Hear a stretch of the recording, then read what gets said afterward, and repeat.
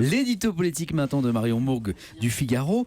Marion, vous nous dites ce matin qu'Emmanuel Macron est devenu une cible à abattre pour ses concurrents. Oui, vous avez remarqué, les candidats à la présidentielle et leurs soutiens ne parlent que d'Emmanuel Macron, que ce soit en meeting, dans les interviews et désormais sur les réseaux sociaux. Alors François Fillon l'a rebaptisé hier Emmanuel Hollande ou François Macron. Marine Le Pen le qualifie de big chouchou des médias ou de Jean-Claude Van Damme de la politique. Sympa. Oui. Quant à Benoît Hamon, il le décrit comme une chimère et Jean-Luc Mélenchon estime que Macron a carrément pourri la vie de milliers de gens avec sa participation à la loi El Khomri. Donc ils l'ont rhabillé pour l'hiver prochain. Qu'est-ce qui explique, Marion, autant d'attaques ?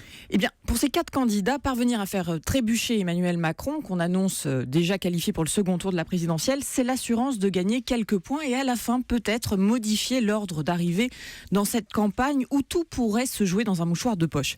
Aujourd'hui, il n'y a que la qualification de Marine Le Pen au premier tour qui semble être l'hypothèse sur laquelle s'accordent bien tous les états-majors de campagne. Il reste donc une autre place que les autres candidats peuvent prendre. Celui qui a le plus à perdre ou à gagner, bien, c'est François Fillon.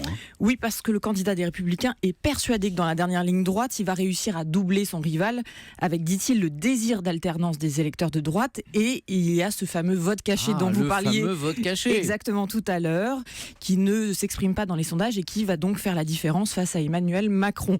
Alors, Fillon, pour exprimer ce vote caché à la fin, utilise 3 arguments pour parvenir à faire la différence. Le premier, c'est d'associer les noms d'Emmanuel Macron et de François Hollande, donc pour créer une sorte de candidature repoussoir.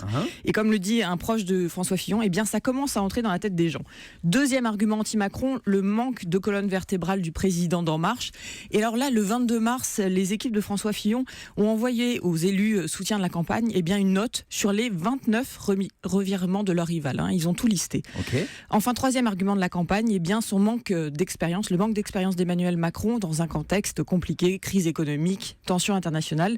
Et là, on l'a vu hier, François Baroin, qui était en première partie du meeting de François Fillon, eh bien, a fait le job et il a dit « Qui voudrait monter dans un avion dont le pilote n'a jamais rien piloté ?»